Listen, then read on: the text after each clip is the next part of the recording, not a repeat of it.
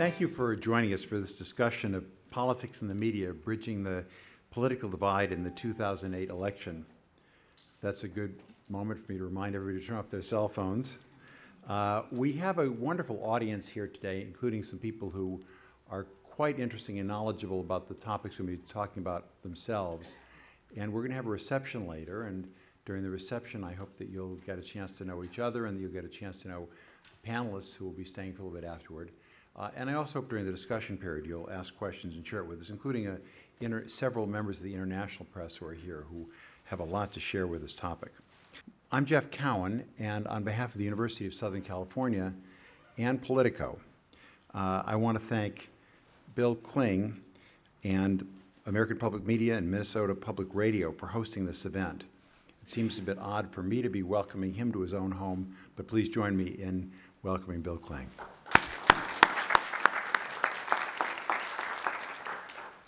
Thank you, Jeff. It's always nice to have events like this in this building.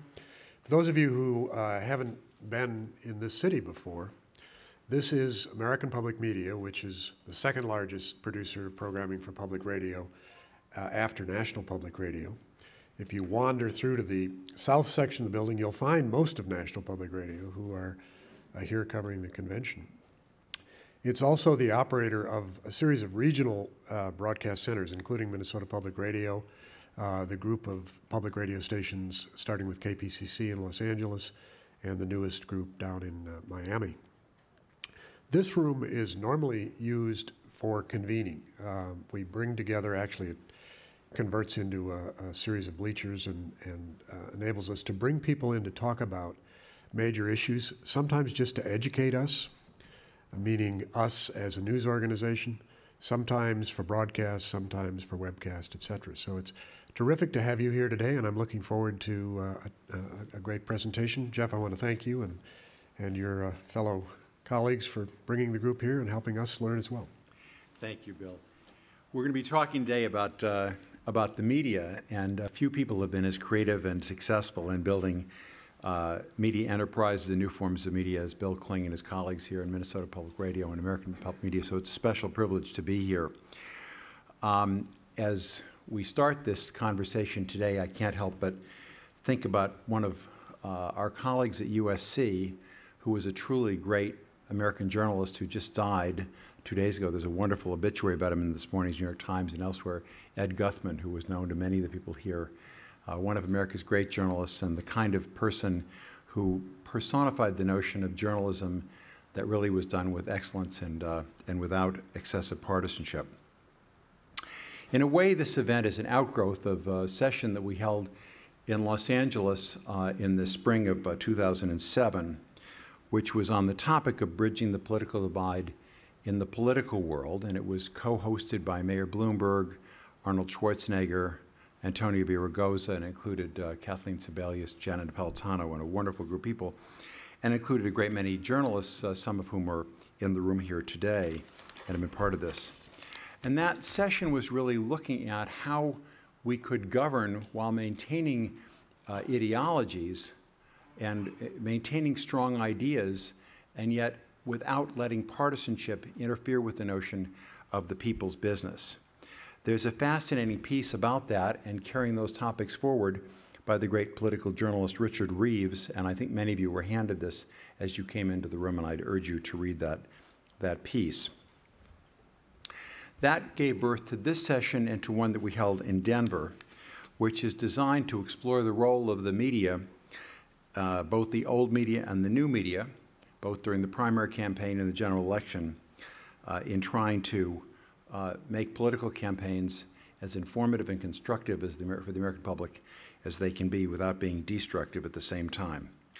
We're going to start with a panel discussion, then we're going to have, which will take about a half an hour, then there will be a Q&A and comments from the audience, and then we will follow that with a reception. And to lead the panel discussion, I want you to join me in welcoming the executive editor of Politico, which has broken so many stories and done such a great job of covering this campaign, Jim Vanderhyde. Thank you. Thank you, Jeff. Thank you, Bill. Thank you, everyone, for coming. I think we have a great panel here to talk about old media and new media. I think the truth is both those descriptions are kind of outmoded, because I think any old media that's not new media is going to be dead media. And I think we're going to talk a lot about how everything is changing, how the campaign's changing, how we cover the campaign is changing. We've got a great panel to mix it up on those topics. We got Mark McKinnon, who is a rarity. He's a media guru who's actually liked and respected by both Republicans and Democrats. He's done a ton for McCain and for Bush, and I believe Bush even called you almost genius. That was McCain. McCain? It's very close, though. We have Nina Easton, who is Washington editor of Fortune. You might better know her as a regular on Fox. She's here as part of the Fox election coverage. She's on all the time on their panel discussions. We have my friend Catalina Camilla. We've known each other for some time. We covered Capitol Hill together. She's now editor at USA Today. USA Today has a special place in Politico's heart because Al Newhirth, who started USA Today, is somewhat of a kindred spirit, because his book, which was titled Confessions of an SOB. Confessions of an SOB, was one of the first books that we were reading. We were thinking about doing Politico because Al Newhirth, when he started USA Today, was ridiculed as a fool for trying to start a new company at that time. We were similarly ridiculed for trying to start a company at this time. And finally, we have Roger Simon, one of the most respected political columnists in the country, has been so for a couple decades now, and he is now chief political columnist for our shop over at Politico. And I'd love to start the conversation with Roger, and maybe each person can weigh in on this and help us understand what you think the most profound change that you see happening right now in the media and its effect on the campaign. The speed at which things happen. The need, I mean, it's become a cliche so quickly, the 24/7 news cycle. In doing a long piece recently on the primaries, I interviewed a member of the Clinton campaign who was very close to Bill Clinton, but also was working for Hillary Clinton, and asked how helpful Bill Clinton had been to the Hillary Clinton campaign. And the aide, who was a close friend of both of them, said, well, Bill wasn't really that helpful because he really didn't get the 24/7 news cycle. That was of a different era. When you think that Bill Clinton was president pretty recently, it shows you how fast things have accelerated. It shows you how political campaigns have had to adapt very quickly. And even the small things, I mean, some very clever people are being employed by the campaigns. The whole bit about Obama's speech in Denver to 84,000 people, when people were encouraged to text at that event. Well, that was data mining by the campaign. I mean, they didn't really care that you text, "Go Obama." They wanted your information in their database so they can turn you out and vote on election day. And the campaigns who are clever about that and clever about using us and using the new media are probably the campaigns that are going to win in the future. Kathleen, what do you think is the best upside of this? I mean, there's both upside and downside. There's speed, and I think people are getting more information, getting it more quickly. What's good about that? What's bad about that? Well, there's no question that right now in the media industry we are in a challenging economic time. And the upside is that while everybody who has a computer and a modem can actually publish, we have to remember that content is king. And for those of us who are old media, print, or broadcast style reporters, you know, we bring critical thinking to the fore. We bring the ability to not only provide facts, but analyze and to provide depth. And so as the industry has changed over the last couple, 3 decades, when you put more emphasis on packaging, if you will, or on visuals, or with the speed of the internet, getting things up online very quickly, you still have to remember that first and foremost, accuracy and facts are king. And so the downside is that while you do have news getting up online very quickly, you still have to remember to think things out and to provide some depth and context when you can, whether it's on your 6 p.m. local newscast or in the next day's paper. Nina, and how has your life changed? I mean, you're an author. you write long-form pieces for Fortune magazine, and you're also increasingly on TV all the time. How all of those are sort of old-line media as we sort of know it, but how has your life changed that much? Yeah, it's funny. Another magazine and I were bemoaning this, and I hate to sound like an old fogey, and I realize this is the new media is the reality, but what happened to these long magazine pieces where we would really examine the character of a presidential candidate? We've gone from theater white to Twitter. And I think one of the big changes from, say, 2004 to 2008 even, is that mainstream journalists, my colleagues at Time, myself during the primaries, we write blogs. I mean, it's not just bloggers doing blogs, it's reporters who, before we've gone from, print to online columns to blogs to Twitter, I mean, so it's become, and I think it is hard to step back. I find myself, it's hard to step back and do, I mean, you asked about my career. I was a Sunday magazine writer. I specialized in profiles. I did a book of profiles on the top conservative leaders that came out in 2000, I'm sorry, baby boomer conservatives that came out in 2000 and 2002. And then, but now it's very difficult to step back and write long form pieces. And when people do, I know a couple colleagues like Robert Draper at GQ, who are terrific writers, do that sort of Richard Ben Kramer, what it takes, look at candidates. No one reads them. It's not water cooler conversation. The water cooler conversation is what happened in the last second. And yeah, we're getting a lot more information, but I do worry about the quality of the information we're getting.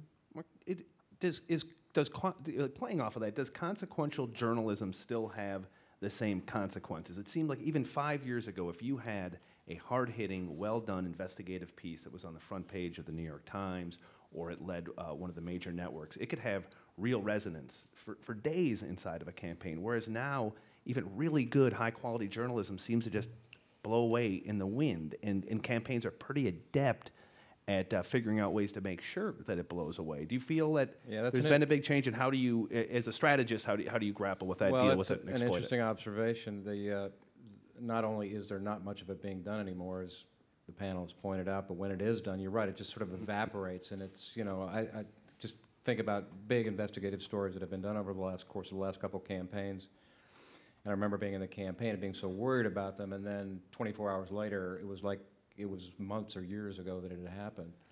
If I could talk for just a second about the changes in technology and the sort of changes we're talking about and how it's affected what I do and what my colleagues do, it's pretty radical to think about what's happened since the first Bush campaign that we were involved in 1999.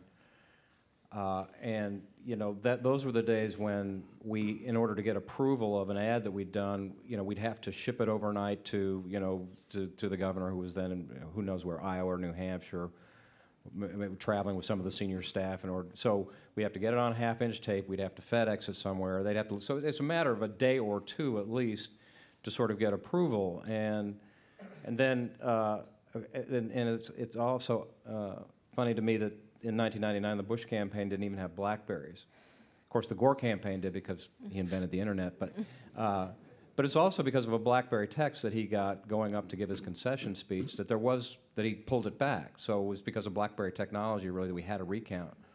Flash forward 4 years, and now because we have the ability to compress data, visual data, and digitize it, now not only can we get instant approval, we can just flip it to the plane or wherever anybody was to get instant approval, but we can hit a button and the spot or the ad or the long format video would go to 6 million supporters in a second. And then they could hit a button, it'd be to another 18 million. So you can get that message out to 18 million people in a matter of seconds. Flash forward to now, and we have what's been often called the YouTube election, and I think accurately so. What's happened from our point of view is that this has been so democratized now, the process is that, there are people in sort of virtual space creating content in their pajamas and having impact on the election. So we've lost control in many ways of the message because there's lots of people out there that can jump the fence, the virtual fence, and just start creating content. And some of it's pretty good. Some of it's really bad, and some of it's problematic. And I think that's kind of the upside is it's democratizing. The downside for us is we lose control. But, you know, one of the best ads of the whole cycle, I thought, was one of the early ads that was done on behalf of Barack Obama, takeoff on the old 1984 Apple Macintosh ad. That was really terrific. Because of YouTube and because of the fact that, and it's happened several times in this campaign, that every single thing you say is either getting caught on tape or getting caught on videotape. Have we crossed that line where we basically suck the authenticity out of politics, and is there any way to return it? I mean, like people will say with Biden, oh, he's got a quick lip and always puts his foot in his mouth. It's also one of the things that's charming about him. You actually know what the hell he's thinking, and that's such a rarity in politics today. Is there any way that that can be returned, or is technology just going to continue to push? I think that is a real problem. I mean, John McCain had the problem with bomb Iran, and you know, some other moments like that, and you know, but it's really a part of who he is, and I hate to see that stripped out of these candidates, because I think what voters want more than anything these days is authenticity. I think that's what they're really hungry for. I think they're skeptical about perfection, they're skeptical about scripted moments, and they want to see real unfiltered moments, and yet the process makes it harder and harder to do that. But I would add, to add on, to follow up on that, Barack Obama's authenticity came from a book. It came from long form. Who would have thought that we had a candidate who admitted to doing cocaine and smoking pot, which was, you'd get blown out of the water, you know, even 4 years ago if you said that. But it was part of a book and part of his life story, and again, part of a long form, you know, in his control telling of it. Yeah, it was authentic enough as to the make old me pull out. as the old joke goes, the candidate says people want authenticity. I can fake that. They know what people are looking for. I mean, if it's strange to me now, the big story is Sarah Palin and vetting. The purpose of vetting has changed completely. Vetting used to be the campaign would find out what it could about its own campaigner so it could keep it secret. Now it's trying to find out what it can because it knows very little will keep secret. It's hard to believe that the McCain campaign really vetted Sarah Palin to the extent they say. I mean, it looks like they didn't even Google her. I am constantly amazed at how much public information is out there that the campaigns don't anticipate. So here it is, how long after Palin was announced, and we're just learning about her role in the Alaska Independence Party and secession for Alaska. And however serious or non-serious it is, that wasn't supposed to be the talking point for the second day of the Republican convention. You know, a veteran Republican vetter said to me last night, this is somebody who's done vettings, and says typically the reality on campaign is, yes, you send out lawyers to do some of the basic stuff, but the political vetting they really don't do. They allow the press to do it. And in her case, they didn't float her name, so the press didn't do it, and now they're in this situation. You're supposed to do that beforehand, not after you name her as the nominee.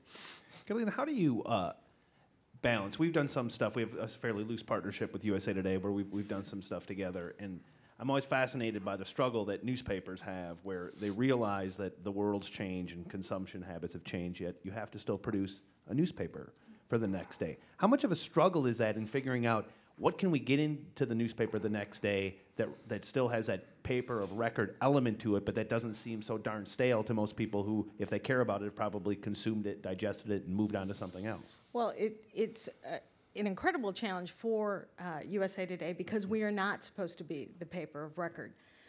Because of our size, because of our publication schedule, you know, we really put a premium on unique, fresh enterprise that makes you say, wow, I saw in USA Today that Barack Obama is taking campaign donations from 7-year-olds, okay?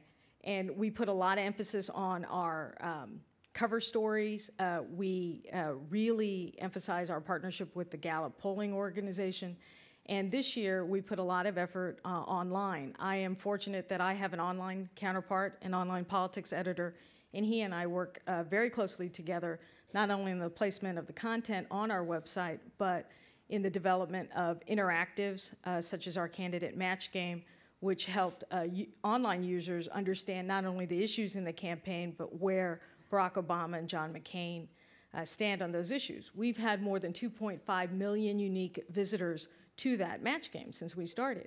Now, I was telling a few people earlier today, you know, we had a unique challenge this weekend coming out of the Democratic Convention in Denver.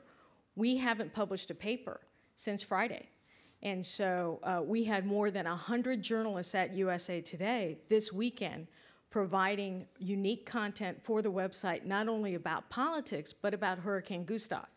And when you figure that more than, say, a third of the staff is devoted to producing things online, Friday night, Saturday, Sunday, and even yesterday, Labor Day, we didn't publish because it was a holiday. That's really incredible. And we've been looking at some of the numbers compared to a year ago, and our online readership is up tremendously. And so we still have to, again, do that due diligence and that really judicious news gathering, but we do it all online first. And we use our On Politics blog as the tip of that spear. Nina, how much resistance do you sense from your colleagues to embracing new technology? I remember before I went to Politico, I was at the Washington Post, and there was just a tremendous amount of both, I think, frustration and animosity between the paper side and the web side because they're physically separated, and the paper people felt at that time like, oh, it's kind of a nuisance to have to do stuff for the web. And I think most people now have picked up, well, you have to be sort of a player online to be a player in media. Do you sense that there's still a lot of resistance to it, or is that broken down? It's generational. I think older fogies like me, going back to Fortune, which, by the way, we're on cnnmoney.com is our website, if anybody wants to check it out. Very good. We have a number of long-form magazine writers who do columns, online columns, and a lot of the long-form magazine writers really didn't want to do it. I mean, I have one colleague who doesn't even have a computer at home, and she's like one of our best writers. But I think just about everybody has come to understand the value of it, has come to understand, certainly when there's, staff cutbacks going on everywhere, you want to do everything to make yourself known to the editors, to show off your work. But I think a lot of people also feel, as I feel, that it helps your magazine work in some way. It keeps you fresh, and you're in the mix all the time. But it also hurts it. It's hard to spend. If there's one of you, it's hard to spend that kind of time online and keep up a column or a blog, as some people do, and still produce serious, offbeat, interesting, fresh magazine pieces. Mark, Can I ask you a question? Sure. So you all have really started a pretty revolutionary new enterprise, right. and you're very much at the tip of the spear of this, trying to figure out the new environment. So what have you learned, and what's been successful, and what's been frustrating for you as a new line media operation? And also, Jim, does anybody read the hard copy, the paper? Is it all on? For those that don't know, Politico also has a newspaper that's delivered mostly to Capitol Hill in Washington. I mean, the paper is still very well read because it's a niche publication developed and delivered for an audience, a very specific audience, members of Congress and political professionals. Members of Congress tend to spend a lot of time on the floor. They have a lot of time to read a hard copy. So I think that'll be around for a long time. The thing we spend our most time thinking about, though, is the web, and both the journalistic side and the business side. I mean, what we've learned is that if you can find reporters, and it's a different type of reporter, I think, that can really hit it out of the park in this new era. They still have to have those nuts and bolts basics. They have to understand fairness. They have to understand what a good story is. But it's those reporters who can write with speed, can write with depth, understand sort of the changing consumption habits, I think, of media consumers. Sometimes people want 100 words or just want the raw document. Sometimes they want 1,000 or 1,500 word analytical take on it. Those people can thrive, and there's a huge audience. I always thought there'd be a big audience internally. I thought that because of, by getting John Harris, who's well known in Washington, or Mike Allen, who's well known in Washington, or Gene Cummings, that we'd be able to lock down the political professionals pretty quickly. What I've been surprised by and gratified by is that there's a huge audience of people, both in this country and internationally, that are really fascinated with politics, and they want to be let in side of that conversation. And if they feel that you're providing them information that they can trust, and they feel like you're being authentic with them, you could build a pretty darn big, loyal audience. The thing that we're all going to be struggling with is the financial side of the equation. I love newspapers. I still love a hard copy newspaper. I love coming and looking at the St. Paul paper. I love going to Denver and looking at the Denver Post. Those papers are going to have a heck of a time surviving over the long term unless they really change their business model. I don't think they're going to be able to be as big as they used to be, and I think somehow collectively we have to crack the code on advertising. I don't think advertising as it currently exists online is the way to look 3 years from now, and I don't think it's as effective as it can be. If we can figure out display advertising in a way that's appealing to the consumer, then I think you will actually see a ton of that money go to the web, and it would work, because for the first time for an advertiser, you can have total efficiency with your ads. You know exactly who's getting. You can get your ad in front of the people you want to get it in front of, and then you can measure how many people are looking at it. I mean, let's be frank, if you have a full-page ad on A14 of a paper, you might know what the circulation numbers are, but you have no clue how many people or what type of person is actually reading that. So I'm optimistic that collectively we will crack that code, but I think it's going to be pretty painful, real painful for a lot of newspapers, and it's just going to look a lot different in ways that are almost imponderable right now of what it'll look like 5 years from now. Are there any newspapers in the country besides USA Today, traditional model newspapers, that are actually doing well anymore? I mean, I think the Wall Street Journal Right. does pretty well, again, because they have a built-in advertising base that's really attractive. I mean, they have a bunch of rich people that you'd want to read, and a bunch of people who want to meet and introduce their product to rich people. So that works pretty well from them. I think the big newspapers like the Post and the Times will be fine because they have such a powerful brand, and it's just a matter of adapting that brand to a very fast-changing environment. There are different smaller papers that have figured out areas that are working. I don't know if it's worked from a monetization standpoint, but certainly journalistically, the St. Petersburg Times has done this marvelous thing with fact-checking in this campaign. They get a huge audience for it, and it is a great service. I mean, if you haven't seen it, you should check it out, because they are in real time. They're actually taking a look at what politicians are saying, and they're calling them out when it's wrong. And I think that stuff's really important. I mean, that's why I'd like to move the conversation, like not to get into too much psychobabble, but I do feel like it does feel like the human brain is almost being reprogrammed in real time in how it consumes information. And like Roger, Roger's actually one of you had a blog before blogging was cool. Like you were into it early, but still, like people know Roger Simon. People know Roger Simon because of like fantastic long form journalism. And I'm just curious, like, for your take, like, observing this, and you sort of live and breathe this stuff. You consume the little nuggets of news, but you also produce these larger packages. Like, is it possible to break through with those? Is it possible to get the audience to actually pay attention to 5,000 words of something that really does matter when they can get their own headline on Yahoo or something and move on? Sure. As we all know, the audience is not monolithic. People want different things at different times. I remember being on C-SPAN some months ago, and a viewer called in, and she said, I'm just frustrated with everything I read. I want in 50 words or less the top issues of the day. And I said, well, maybe we can't pander to an attention span that short. Maybe you can't understand the environment in 50 words.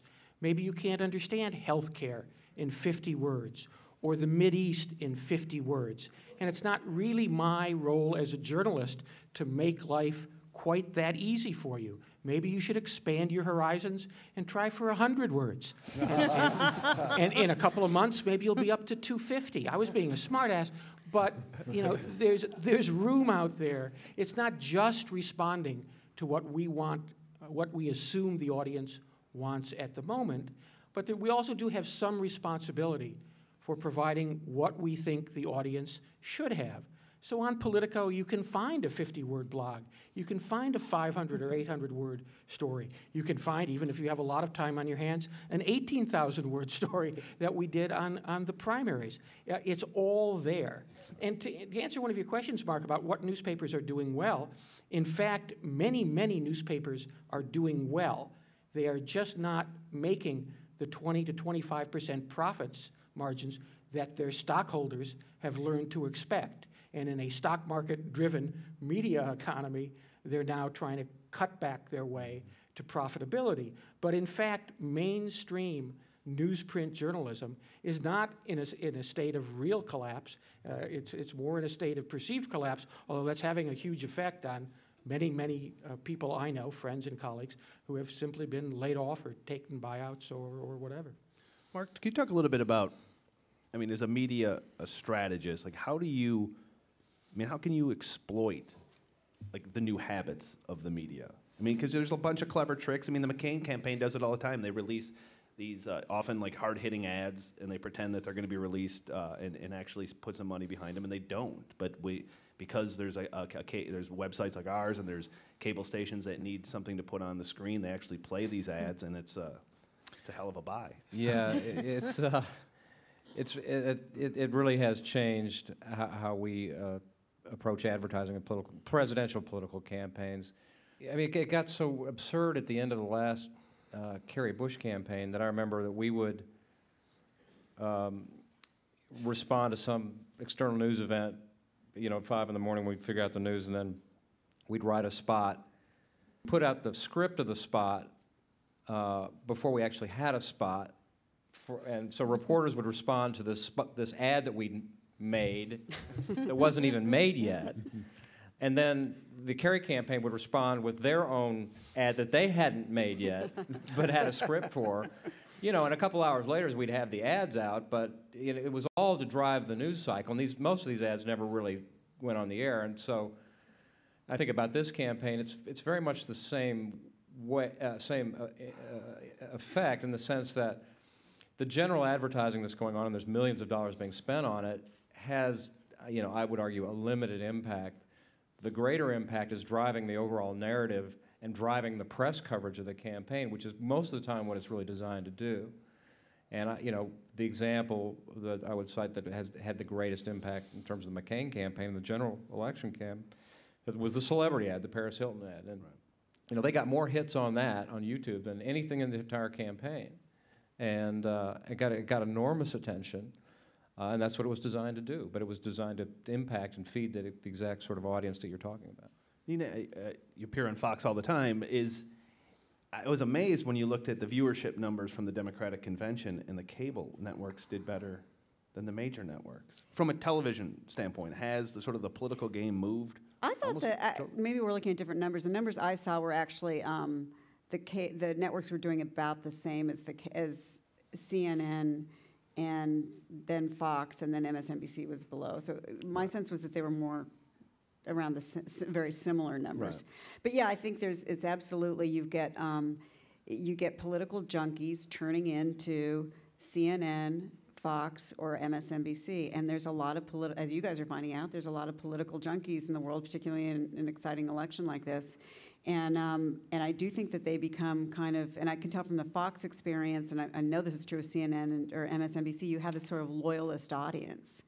And it's going to grow during these big events like conventions and primary nights and so on. But you do have this loyalist audience that I think the networks are sort of more casual viewers of politics. And what do you get more feedback from? And you're often on the power panel on Fox. Do you get more feedback from that, or from an article that you might be very proud of that you'd written for? No, definitely Fox. Hands down, Fox. Yeah. And Roger, you do. In addition to being one of the first people doing a blog, doing a magazine, do a tremendous amount of TV. Like when you look at the future of journalism, and you know, we often have younger students come through and they ask us, you know, what do I need to do? I used to feel like journalism school was important, but not as important as it is today, because there are so many technical skills you actually have to know, whether it's to figure out how to shoot a video and upload it, or be able to play around with a content management system. There's just skills that you just did not need before. Like, what would you say are going to be the required set of tools that a young journalist getting into the game now would need? You know, things that you probably don't get in the classroom, but you do get in part from a college experience, which is a curiosity about the world around you, an ability to process information, and to draw some insights from that. I mean, it was interesting when you were listing what the skills Politico reporters had, and since I'm endlessly interested in promoting Politico, I mean, it was interesting what skills you listed: accuracy, fairness, speed. This is what city editors have been demanding for 50 years from reporters. I think the real interesting story of Politico's success was how mainstream the model was. You know, Politico is not screaming heads. Even the blogs, the bloggers are free to say whatever they want. They are not really out there in your face. It's really reporting-based blogs. And I would say, you know, 99%, maybe that's high, but 90% of Politico is reporting, analysis, insights, not opinions. And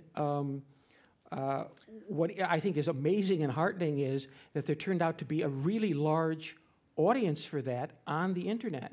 I mean, really, it had thought that you needed, you know, somebody on the left screaming and somebody on the right screaming, and you put those two people together, and that was a website. And that was the formula for success. But that's not what you and John did at all. You put together, you hired reporters who had a lot of experience, and you said, go out and report.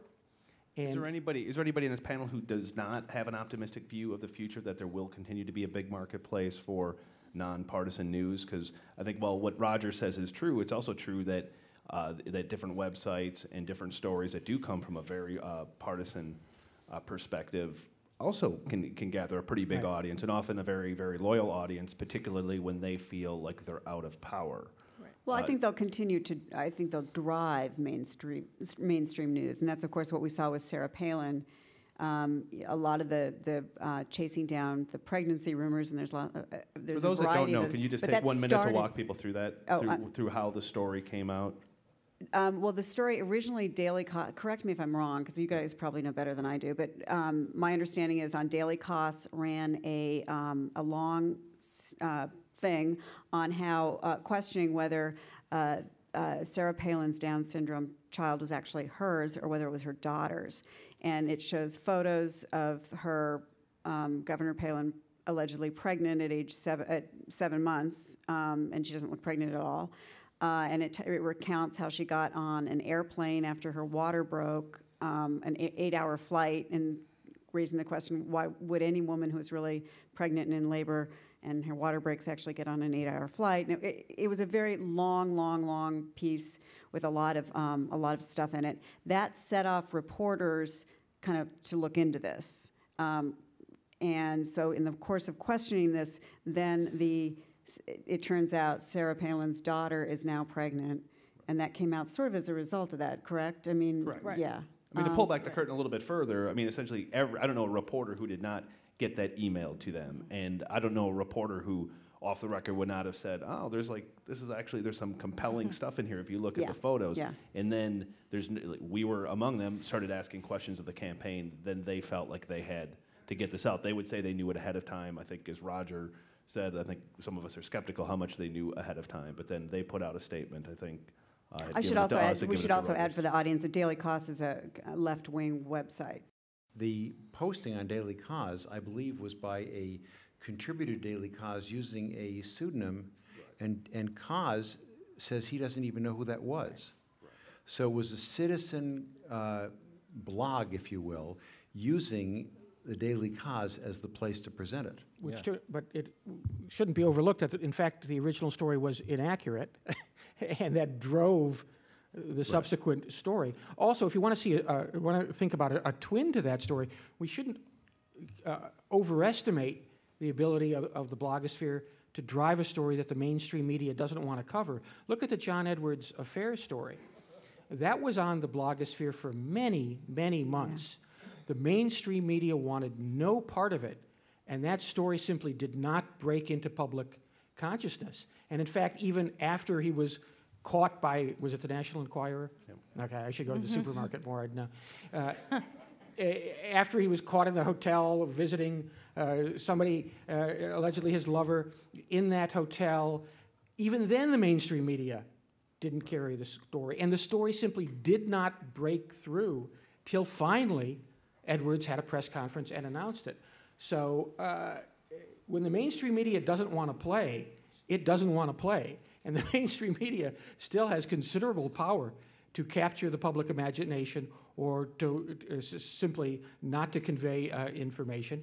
And it shouldn't be assumed, even though the topic of this is largely new media, that everybody is sitting at their laptop 24 hours a day consuming their information only that way. A lot of people get their information by watching the nightly news on networks and from other mainstream media, news magazines, monthly magazines. The audience is much larger than we sometimes imagine. We're going to open it up to the audience with just one quick last thing, and then we're going to get some audience questions in here. I mean, I love pulling back the curtain and letting people understand sort of how the process works. How often is that done? Where you're like, you know what, we've got something, we can get it out there. There's no way in hell the Post or the Times or Politico or whoever else is going to take this story. But, man, I know a blogger who'll take that, and we'll start to amp that up a little bit. I mean, that seems like a very common technique. Oh, yeah.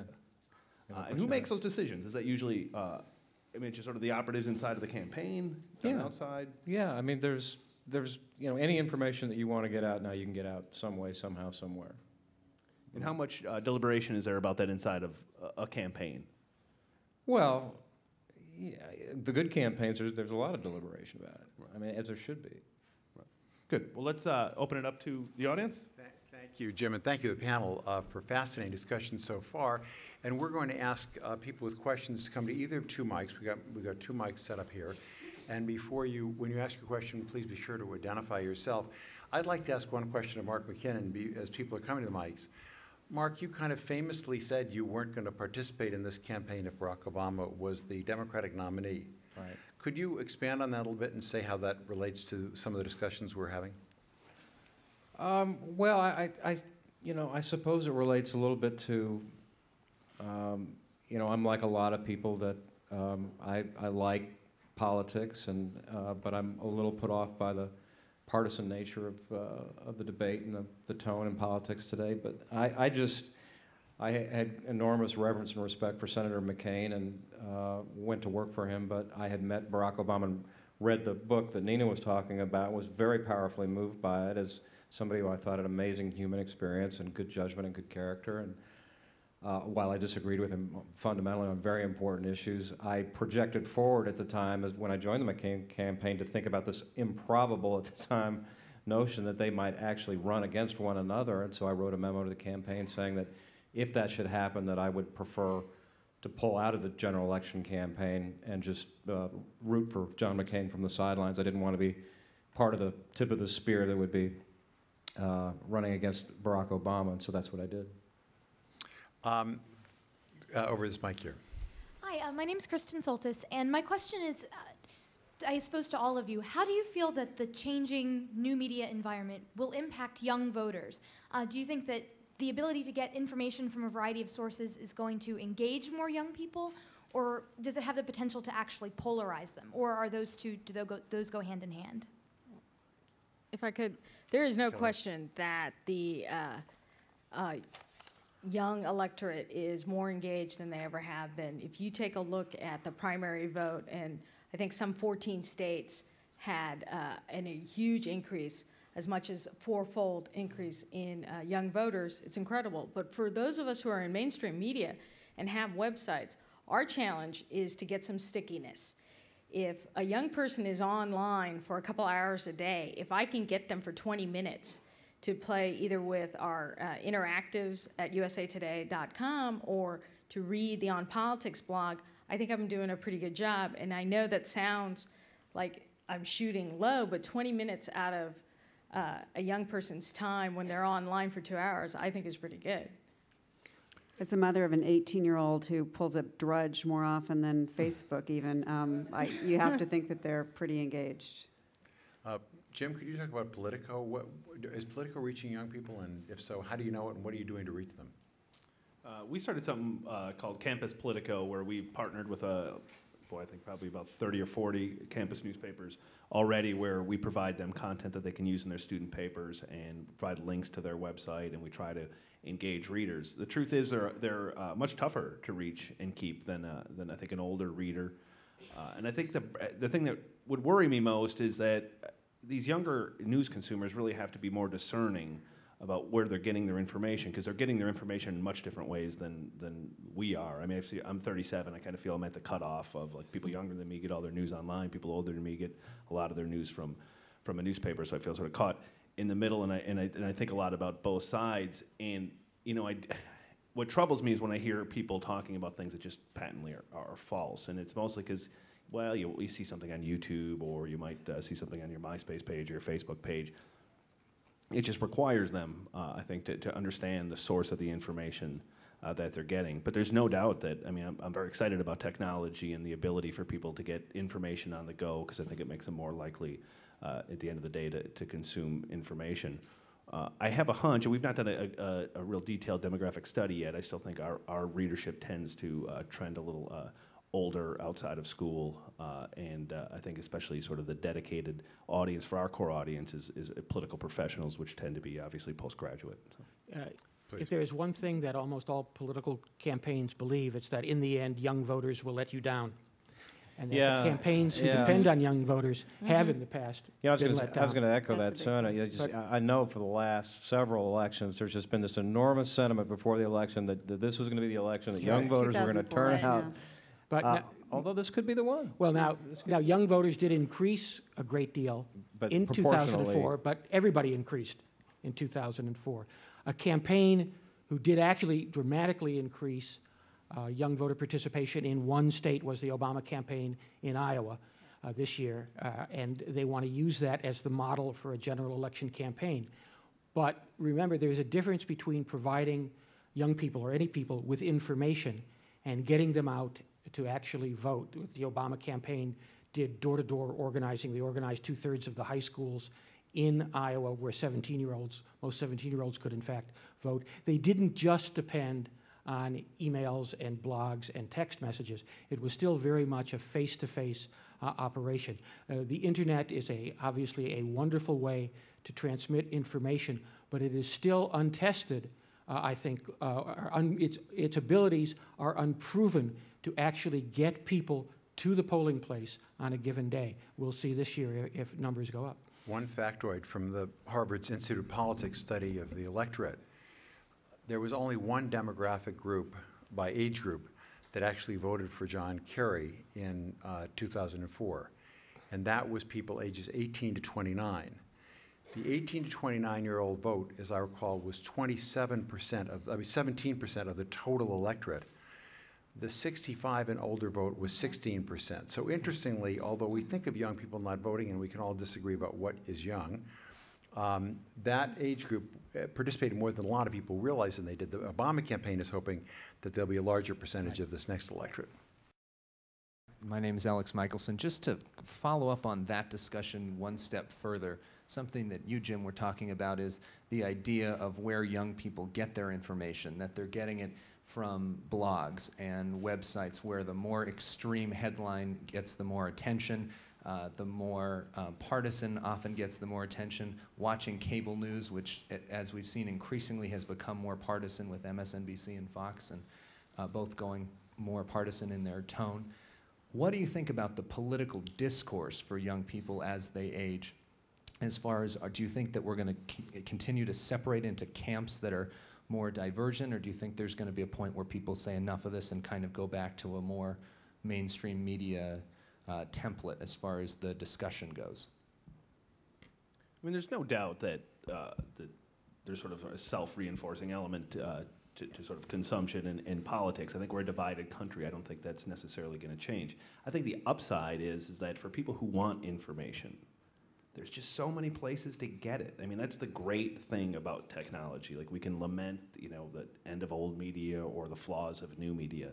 The great thing is that if you are somebody who's hungry for data, hungry for information, I don't care what you care about, if it's sports, politics, the environment, whatever, you can get more of it than you could ever get it before. I mean, I think that was one of the bets that we made on starting Politico, is we feel that the way media is moving in is more of a niche direction, that people have different things that they're interested in, and therefore they find places that they feel like they can trust and they can get all the information in that area that they could possibly care about. And I think the websites that are very successful are the ones that deliver that information, and you can trust them, and there's a way for you to interact with that data. You know, at the same time, if you are a partisan, there's a lot more places to vent. I think it's one of the reasons I did something at the University of Wisconsin about a year ago, and I was thinking, man, it's unbelievable that we're in such an unpopular war, but nobody protests. And the truth is, the way people protest now is they hop in their boxers and they go in the basement and they lament on some website, as opposed to like organizing and getting outside. So. Anybody else want to? Just quickly, this is entirely anecdotal, and maybe there's some statistical evidence to back it up, but this kind of relates to your question and the one earlier, I guess, too. But because I have daughters that are 20 and 23, and suddenly they're politically active, and I'm having to track them down to give them their absentee ballots because they didn't get registered, but they're off at college. But I do get this real sense from watching them and their friends that just generationally, the younger generation to me feels so much more socially and politically conscious than certainly my generation was, or my parents' generation. There seems to be something going on. I mean, they're working at NGOs And so whether or not that translates into less partisanship, I'm not sure, but there just seems to be more engagement across the board. Paul Sherman with Potomac TechWire. For the entire panel, what are the first 3 political blogs or sites you go to at the beginning of the day? The second question, on average, how many times a day do you go to the Drudge Report? And is that still as powerful this cycle as it was, say, the last presidential term? I'll go. Go ahead. RealClearPolitics.com, The Page, and Drudge are my top 3. And to your question about Drudge, it used to be my homepage. Now The Page is my homepage. And Politico.com is number 4. Anybody else want to? I tune in, of course, to our blog on politics at usatoday.com, and that's written by Mark Memmott and Jill Lawrence. But I am a fan of Chris Cillizza at the Washington Post. I also read RealClearPolitics.com, and Jim, actually, the truth is my first website read in the morning is MLB.com. So, Roger? I go to The Page, Real Clear Politics. I also go to Romanesco because, you know, you want to read about gossip. Who still has their jobs? In your own profession, yeah. And I read Mark Ambender at theatlantic.com. I read Chris Cillizza, First Read.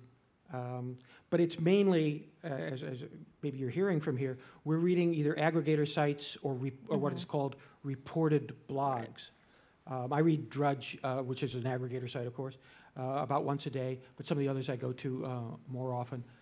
But it's usually an aggregator site or a reported blog. Nina? Sorry, I mean, Real Clear Politics is always my first because it brings together stories from lots of different places. Same with First Read. NBC puts out a political memo called First Read. ABC does something similar. The Page is terrific.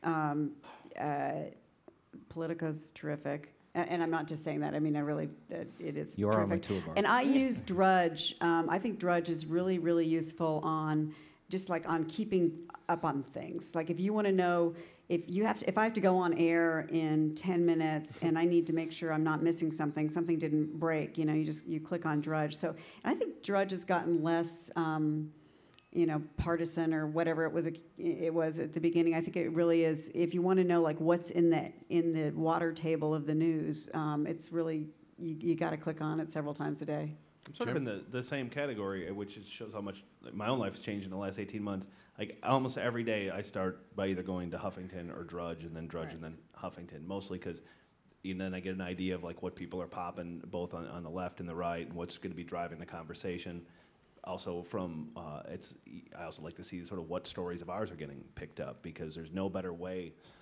It's sort of like one of the reasons I think that we're successful early on is that we're very aggressive when you have a story to make sure that Huffington or Drudge or Yahoo or Google or people are linking to those, because that's the way. It's one of the neat things about and very liberating things about modern journalism is that you don't have to work for the Times or Post anymore. You get a good story and you get the right people to link to it. You're going to get more people reading that story than I could ever have gotten when I was at the Washington Post. And I guarantee you the first place that a booker on cable looks, Drudge, and then Huffington, and they'll book you on TV. You're going to get more people reading and watching you than you ever dreamed of. And that doesn't necessarily have to be somebody who's working in Washington. It can be somebody who's working wherever, as long as they have a good story that gets picked up. It gets into the bloodstream, and it's something to watch. Just an observation, almost none of the sites you all listed existed in the last election cycle.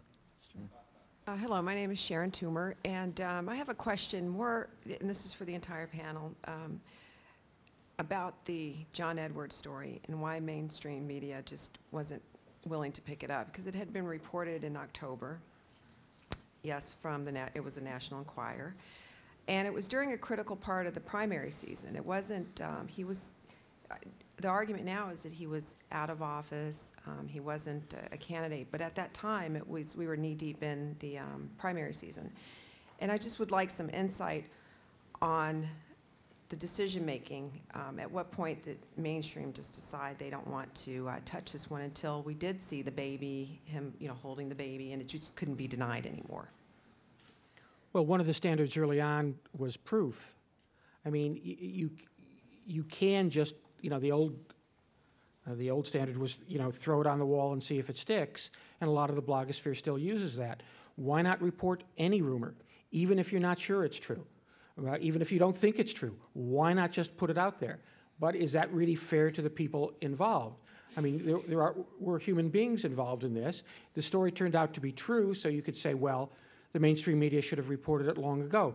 But there are scores of rumors out there. There are scores of stories that turn out not to be true. Should the mainstream media report every one simply as a rumor that someone has raised? But Roger, I was hoping to ask you this earlier. Do you think the media reacted differently to John Edwards than to the Sarah Palin pregnancy stories? I forgot to add something to that, and I apologize because Could you bend the microphone down a little bit more? I forgot to add something, and just slipped my mind. Yeah. I get that point, but what I wanted to include in that is it wasn't a one-time only story.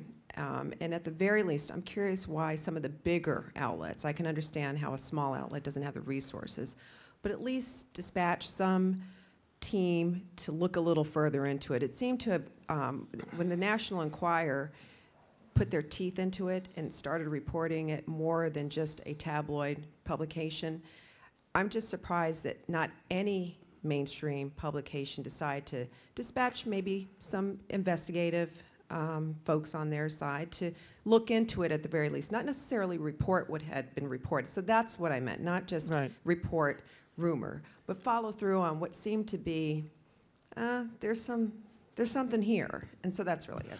I don't know that they didn't. I thought some mainstream media outlets, in fact, did dispatch people and check it out to the extent they could and couldn't find out the level of proof they wanted to. Don't forget, the New York Times caused a huge fuss earlier in this campaign by reporting on its front page a story about John McCain and the possibility, maybe, allegedly, perhaps, about an affair, maybe, that occurred.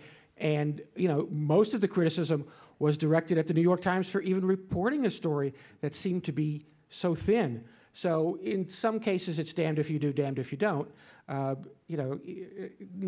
Well, I'll just leave it at that. You also got to remember when it happens, like the only thing that was really out there was National Enquirer, and I remember sort of the collective response was like, he can't be that dumb. Like, I guess he can be.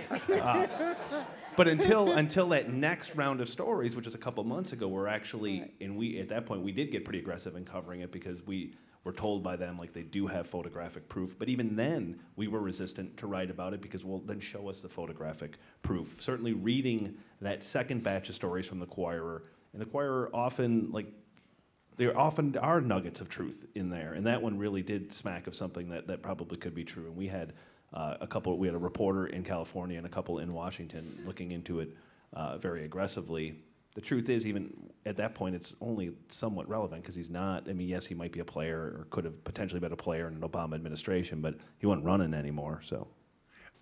Hi, my name is Susan Worley, and I worked for Clean Water Action for 4 years. It's a nonprofit lobbying group for the environment in Minnesota. And one of the perspectives you gain when you work for the environment is that there is a certain amount of cynicism about journalists covering anything that might be unpalatable to corporate influence, for example, pollution spills or things like that. So I often wonder about the extent to which there can be as much credibility as you'd like when there is so much money pouring in from businesses and they have their own interests to protect.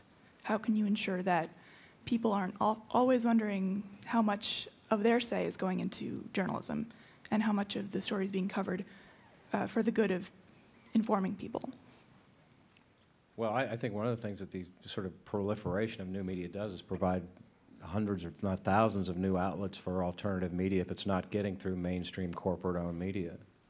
Oh, yes. Nina, do you want to talk about that for a second? Why don't we get two answers and then we'll go on to this last one. As the representative of corporate media, Fortune 500 here, I've heard that said a lot over the course of however many decades I've been in this business. If you work in the newsroom and there really isn't that sensibility in the newsroom. I mean, reporters are reporters and tend to, frankly, have quite the opposite sensibility. They tend to want to go after you know, the establishment, the political establishment, the business establishment. It tends to draw people who want to question and challenge. And so I don't think that there's, you know, there's a really is, and you guys can disagree, but there really is pretty much of a Chinese wall between, you know, the corporate interests that own newspapers, USA Today, for example, and you know, the day-to-day coverage in the newsroom. Catalina, do you disagree? Well, USA Today, of course, is owned by the Gannett Company, which is the nation's largest company that owns newspapers here in America. And we have not only USA Today, but 85 daily newspapers across the country, as well as TV stations like KARE here in the Twin Cities. And, you know, as Nina said, I think a lot of reporters in newsrooms believe in what we call the separation of church and state.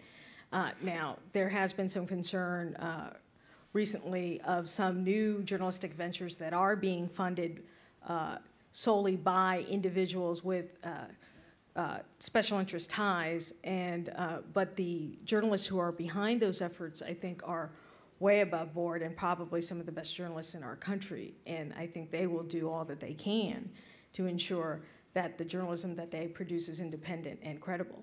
I would, just to punctuate that, I would worry less about the corporate influence on the journalism per se, and more about corporate cutbacks that are giving you fewer journalists to actually have the expertise to cover those issues. I think that's a much bigger problem.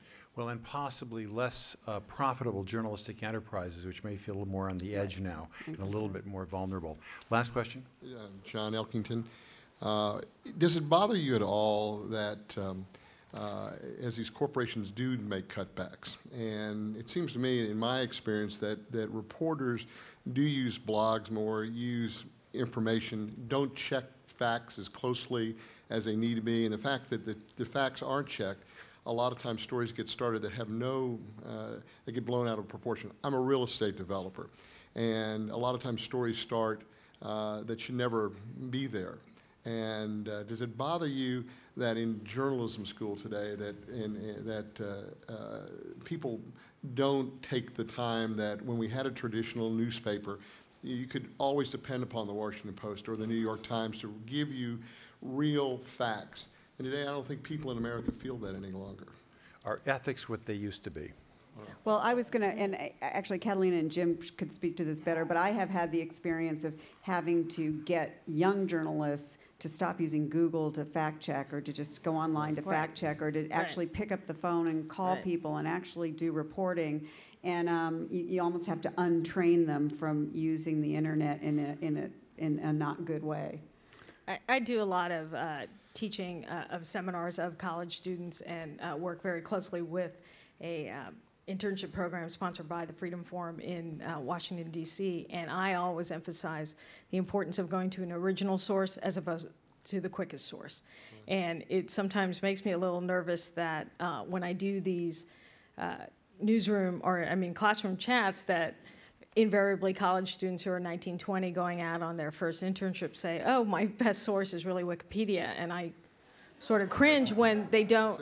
And particularly for political journalists now, if you don't know how to look up, say, a campaign finance report and analyze it on your own, or take a look at someone's voting record and actually look up the votes in the Senate, like in the old days that Jim and I did, when all you had was the congressional record, that's really